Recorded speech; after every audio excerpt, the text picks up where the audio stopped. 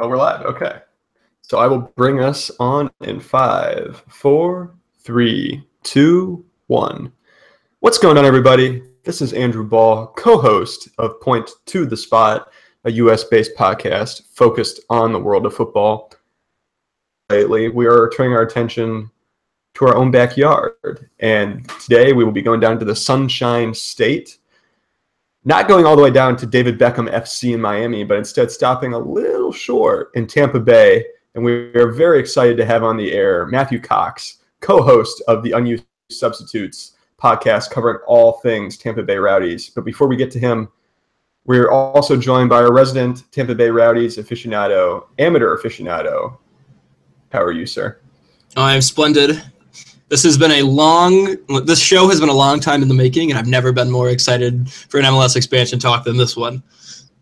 And I think that's saying a lot because we've had some fun ones in the past, but we are indeed very, very excited to have Matt on the air. Matt, how are you doing? Well, now I'm a little nervous trying to live up to the expectations here, but I'm glad to be here. Finally, I know we've been working on this for, it feels like, about 2 or 3 months now, maybe, trying to find times that work for everybody. So glad to be here. Thanks for having me on. Yeah, you bet. And of course, we mentioned it. Unused Substitutes. You guys cover everything Tampa Bay. What else do you guys do with the podcast? Where can they find you and check it out in case they're interested in hearing more about the Rowdies?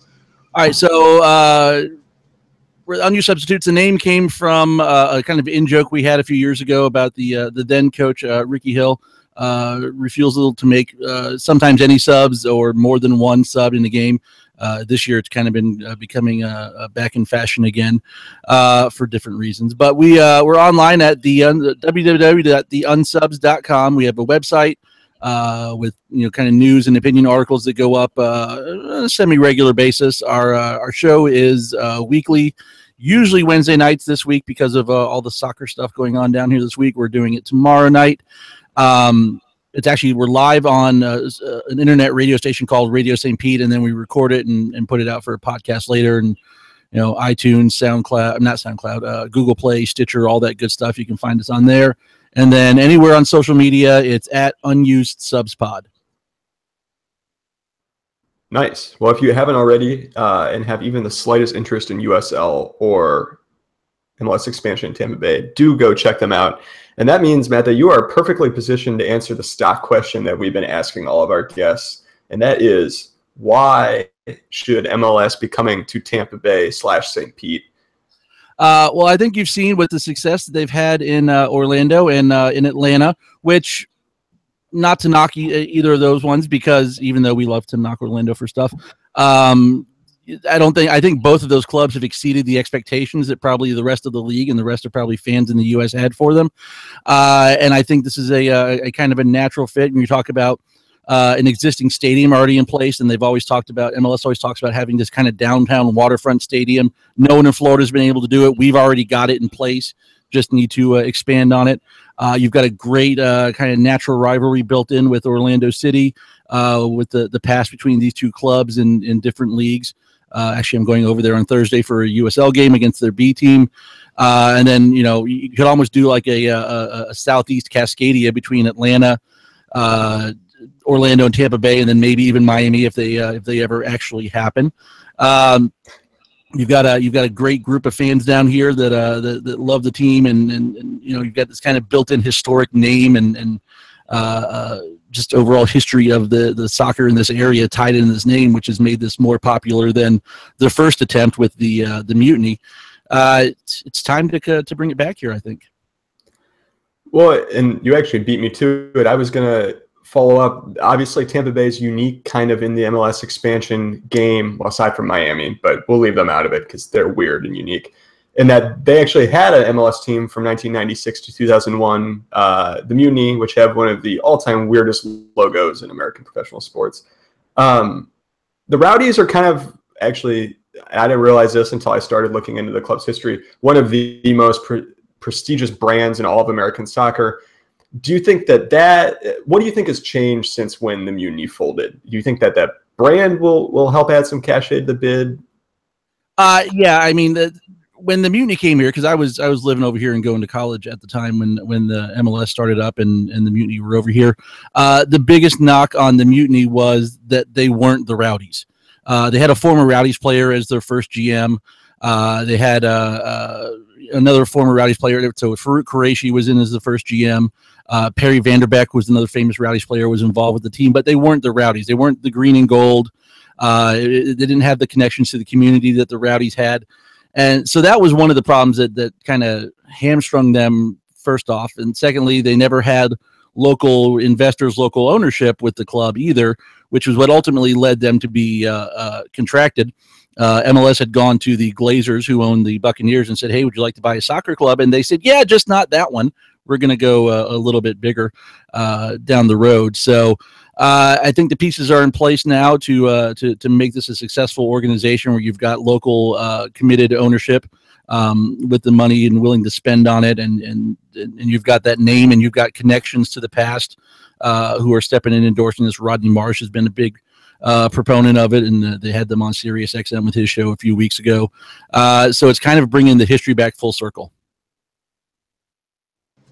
I mean, we think about the Rowdies and we say history. For our listeners who do not know, the Tampa Bay Rowdies originally came to be in 1975. They were one of the clubs in the, I don't know, what 1.0 version of the North American Soccer League, the NASL, whatever version it was. Survived all the way till 1993, and then we got MLS and everything happened in that decade. It kind of went up, and everything got crazy. Then they folded, but they came back. I do 9 seasons ago. This is their 9th season back. Yeah, well, 7 or 8. They started up again in 2010. I want to say 2010 was the first season. Okay, yeah. We still FC Tampa Bay back then because they hadn't actually got the rights to the name yet from the merchandise company that had bought it. So I guess my question is, we've seen. I'm rooting for them personally. I have my own bias in this podcast. But, we've seen them. Tampa Bay was in, they were out. Then they were back in with the Mutiny, they were out. Now they're back in, and it's clicking. What, we kind of touched on it again with the branding. Like, do you think, or like, what should Don Gardner know, or what should the commissioner know about this go-around that is actually going to make the Rowdies survive rather than just, being here for extended period of time, petering out? Well, and he's already kind of familiar because he actually lives. He's got a house down here where I live in Sarasota, about 45 minutes south. So he's been out to Al Lang, and he's been to a few games. We've seen him there in the past. But it's entirely different than the Mutiny this time around. You've got, like I said, the local committed ownership with Bill Edwards, with the money where he says he's already going to fund the stadium expansion renovation out of his own pocket to the tune of $80 million. He's already put several $1 million into the stadium, which he doesn't even own. This is a city-owned land and stadium right now. It's going to remain that way. He's going to put the money into renovating it, bring in investors to help defray the expansion fee. There's no public funding being asked for at all for the stadium, and he's also working to preserve parts of the stadium that are used for other things in the community. So it's a team that really has roots in the local community in St. Petersburg, which is an area, and this has been one of the knocks in the past with the, it used to be called the God's Waiting Room and the land of little green benches. And downtown St. Pete right now is a whole different world. You've got 4 or 5 different breweries in walking distance of the stadium. You've got a branch of the University of South Florida about 2 blocks over that has a growing resident group living on campus now. All kinds of bars, nightlife, restaurants, whatever in downtown. It's the perfect little area for soccer and MLS to come to. So I think you put it here now. I don't think you have any of the issues that you worried about in the past with putting a brand new team with a brand new name, and just didn't have that same connection. You mentioned the stadium. Let's stay there. First, I have a clarifying question. We talked about the referendum. It passed with flying numbers on that vote. What was the vote for exactly, given that there's not public money necessarily going into the stadium? Was it to be able to expand, given it's publicly owned? Yeah, so the land is publicly owned waterfront property, and by the city of St. Petersburg charter, any lease over 5 years to the stadium has to be approved by voters. So the referendum was put out there in the event that an MLS franchise is awarded to Tampa Bay, which means none of the expansion or construction, anything happens unless the MLS chooses to come here. do you support the city negotiating a long-term lease with the club and the right to renovate the property, basically. Awesome. And of course, Al Lang right now, beautiful location. The photos that are posted, it's like every day is paradise playing in Tampa Bay. Of course, at Al Lang, the Tampa Bay Rowdies, they stand for soccer. Let's talk, before we move on to the renderings of the stadium, what it could be, let's talk atmosphere now. I know it sits about 8,000, 9,000, 10,000? Stated capacity is like a little bit over 7,000. Over 7. Packed 77 in there for the home game. Season opener, they built an additional 1,000-seat bleachers for the Orlando fans to kind of keep them separate from us. Yeah, we've fit between 7,700 in there at times. And like, what's the atmosphere like for just a typical match day? It's great. So you've got a really active, involved supporters group called Rouse Mob that they start out. They've got a kind of pregame meetup spot at a bar down the street. They march in, the smoke, the drums, the flags, the tifo. I don't know if you saw the one last week. It was getting a lot of run around the internet. We've been kind of on a slump for a little while here, 7 games winless. So they did a little emoji tifo that basically said, stop playing like poop emoji. And it worked. 2-0 win over FC Cincinnati, who is a hot name right now in American soccer circles. But it's fantastic. And it's a little bit of a weird setup because it's still the stadium is it's not soccer specific, but I call it a soccer centric stadium. Nothing else happens there. There's some concerts there, but there's no other sports there played besides soccer. But as far as your stands and your seating, it's all the old baseball arrangement. One cool thing is you've got this big overhang to try and keep the rain out and some of the sun out, and that helps to amplify the noise from the drums and whatnot. But we did have a game, our first game in the Open Cup. They were able to put the group over behind the goal for the first time since we've been in the stadium, and it was a really cool effect to it. Didn't really lessen their sound or their noise, but they're great. They've got a whole section of the GA bleachers off to themselves, and they get everybody else really into it too. I always like to look and see. I'm in there during some of the games, but sometimes I'm down in the field or I'm in the press box, watching people who like drift over towards the section after halftime because it's maybe it's their first game, they've never seen it before. They get in there and have a good time. No, I love it. And of course, you mentioned it, not soccer centric, not exactly soccer specific. The renderings of the potential stadium right there on the water are, I know they're renderings, but they're gorgeous. That stadium would be beautiful. And I think, I'll get your opinion on this too, but I think that, putting it up, they would build it in a way that it would be soccer specific on that expansion, those almost 3 extra sides that they would be building onto. Like, what do you think of the renderings? And I know it would make the stadium very significantly, it would make it significantly larger. I think it would add almost 20,000 seats. And what do you make of the renderings? Do you like how they look? Do you think it would add the atmosphere, everything that they need to be an MLS team? I think it's going to be fantastic. One of the things we've talked about, and because they've mentioned just stadium expansion and things like that in the past, whether or not it was MLS related. And one of the things was, first of all, we kind of take a look at what Portland did with Providence Park, because that's converting a former baseball stadium into a soccer specific stadium. And we kind of looked at what San Jose did with their new stadium, where they've got that one open end. And if you can see, and I'm looking actually at a picture I took at the game last weekend on one of my other monitors, but the stadium sits right on the waterfront, and there's one end of it that's wide open. You look right out over to the bay, and it's even better during some of the earlier months because you get a nice breeze off the bay that blows through the stadium, keeps everyone cool. We were really kind of adamant that we'd love to see that area preserved as possible, and so the way that they've done the rendering, and I know some people look at it first and go, it looks really weird.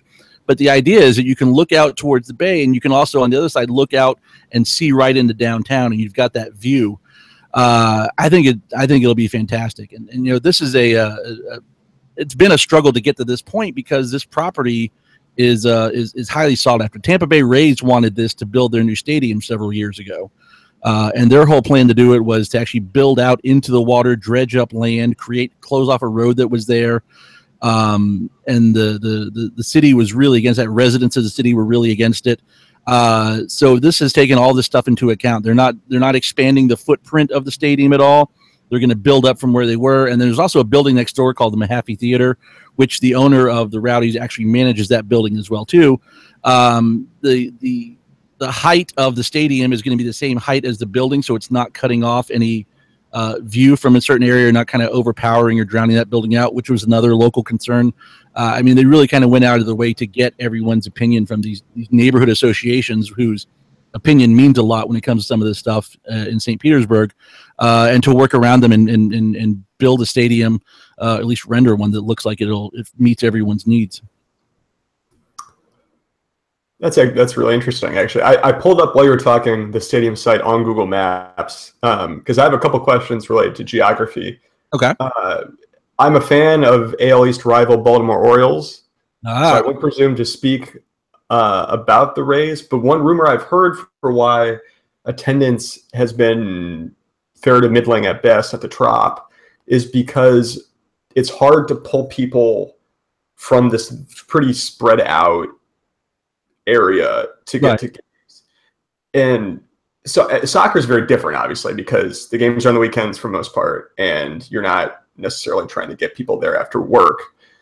But do you think, is there public transportation getting there? Do you think there's a way that is going to be able to pull people from all around the Tampa St. Pete area? And I think, so it seems like you guys already have succeeded doing that. Right. Do you think just it's continuing that? It's I know it's something that they look into or take into consideration. One of the things with the Rays, because I've gone to a bunch of games there, it's actually you get off on the same exit from the interstate to go to the Trop that you do to go to Al Lang. It's just a couple of blocks down the street really from the Trop. The Trop I don't think would have the same problems if they had a nicer stadium on the inside, and different ownership groups have tried to do a lot with it. I've gone to games there, and to be fair, I grew up as an Orioles fan too in South Florida. I always loved. I've got a Cal Ripken signed baseball on my desk here somewhere. Been to a game at Camden. That's one of my favorite stadiums ever. There's talk about the Rays moving over to Tampa to make it more central.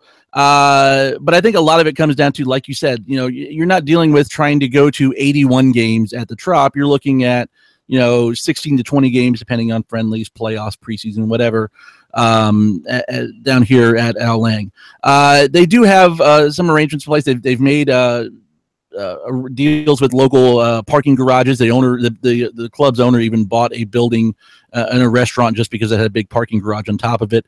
And that was one of the things that came up before the referendum was what's it like getting there and finding places to park. There's they did this whole study. There's so many parking places in downtown St. Petersburg within like a 5 to 10 minute walk that there wouldn't be a problem fitting people in here. So there's going to be public transportation options available, but there's still going to be more likely not people driving there to taking their own vehicles and things like that. But I don't think that'll be a big issue. Interesting. Also appreciate your love of Camden Yards. Oh, it's fantastic. Had a hot dog there with macaroni and cheese and crab on it. I mean, that was incredible. That's how we roll in Baltimore. Let me just interject. With mac and cheese and crab on it? Point to the spot food edition. Oh my God. Okay, sorry. Continue, Andrew. If you even want, you can get crab cakes, full-blown crab cakes. I had those earlier that same day when I was there. Moving on so we don't get our listeners too hungry. My second geography question is one on a little grander scale. Obviously, Orlando and Tampa St. Pete, not that far apart. One of the concerns that people I think acknowledge Tampa has great soccer culture, great stadium, but does MLS want, well, first off, 3 teams in Florida, but also 2 teams in a pretty small geographic area? Do you think that's an issue, or do you think it paves the way potentially for one of MLS's better rivalries, geographically speaking? I forget what the 2 teams. I mean, there's a couple teams. I want to say it was DC and someone else, but they've actually mentioned that Tampa and Orlando are actually further apart than whatever these other 2 clubs are. One of the things that's come up a couple times in discussion is Orlando asserting the fact that they've got supposedly some sort of media rights to the area. I mean that's been an issue in other clubs in the past where they've built where they've started up newer ones in a certain vicinity, and they've worked around it. I don't think it'll be a problem here. Don Garber was actually at a conference, like a symposium thing at the University of South Florida in Tampa about a year ago, night or two after they announced the MLS bid. He was speaking to the sports management program at USF and said that to him that he sees that as a benefit, not as a drawback. So, you know, whether you want to take him at his word or not, we too, of course, are biased. We want to look at it that way. And then we actually have. You can appreciate the way I'm going to like slide the promotion in here for our show tomorrow night. We've got an interview with Rob Stone from Fox, who is a longtime Rowdies supporter. He used to work in the area in the media. He grew up as a Rowdies fan in North Carolina for some reason. But he says, in his opinion, Tampa Bay Orlando is, you know, day one is the second best rivalry in MLS after Portland Seattle. Once people see it and see the feelings on both sides, we'll put it that way. So I think it ends up being a benefit. You know, I know they want to they want some kind of natural rival for Orlando, and maybe Miami is that, but there's so much more interaction between Tampa and Orlando than I think you'd get from, you know, even Tampa and Miami, Orlando and Miami, that to me it's a no-brainer in that checking that box off the list. And just one quick follow-up. Tampa obviously plays Orlando City's B team now in USL, and I believe you guys have played the A team, shall we say, in US Open Cup at least one or two times in recent years. Can you speak? Is there animosity between the two cities? Yeah. that was a leading question. I kind of knew the answer to that, but I'll put it this way, because we just got the information for the Tampa goes to Orlando. Tampa Bay goes to Orlando on Thursday. Typically, for the B team games, they play at the same stadium that the MLS team plays at. Usually, they only open the area behind the north goal and one sideline on the east sideline for all fans. For this game specifically, they're going to open one lone section behind the south goal.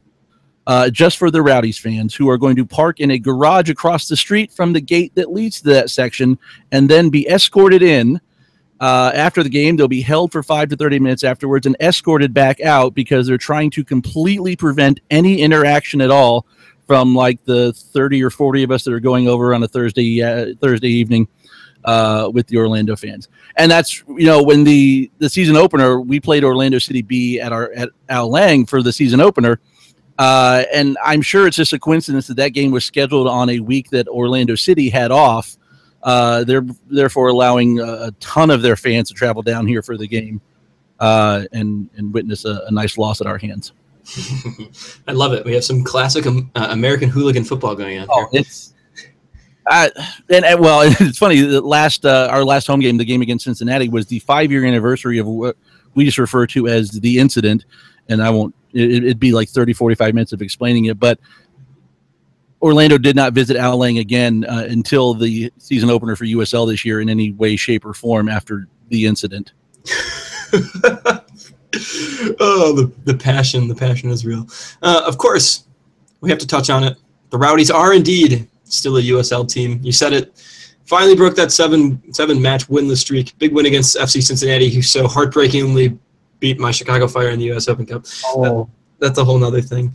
But like, I just want to know, like, what is it like to go and watch Joe Cole play? Like, he walks to the stadium. He loves Tampa Bay. Is it fun? He's 36. Is it fun? I'll tell you, it's when and we have a pretty good relationship with the team between our site and the podcast, because for a long time we were kind of the only the media covering it, even though we're like independent fans just doing the stuff.